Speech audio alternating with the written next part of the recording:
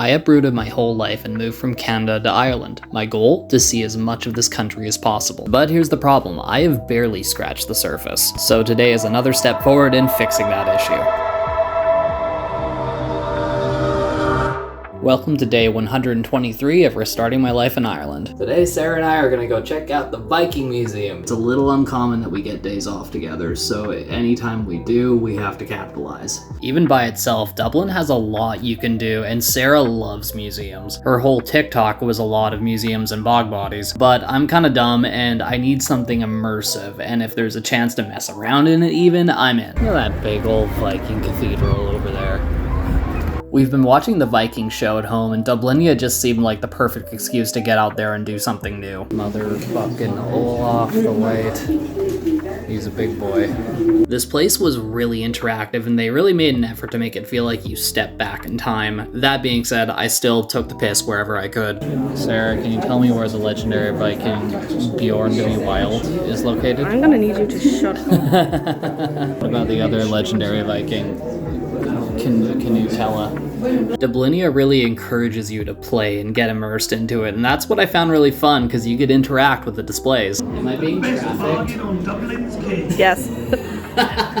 That's what made me really like this place, because they mix lore and history with themselves just kind of having fun with it. Look at this little Viking house. It cost you about $2,000 in city centre a month for this.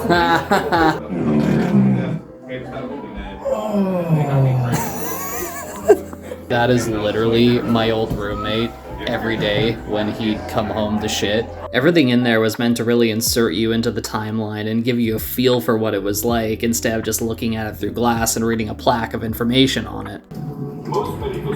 It's so warm.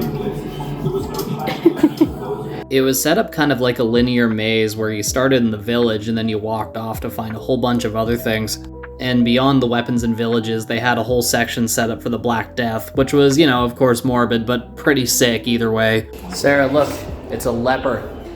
Then as we're walking through past that, I spotted this dagger in a display case, which was yeah, like literally, the hilt of the sword looks like a dick and balls from this angle. Like, I'm not kidding you. Me when I don't do the dishes when I'm supposed to. At this point, I was expecting the museum to slow down, but then they hit me with Viking games and other hands-on activities and weird little details that just kept me entertained the whole time. All in all, this was day 123 of restarting my life in Ireland and seeing something new every day, so if you haven't yet, hit the follow button, because I'm vlogging my new life here one day at a time, so come along for the adventure and grow with me.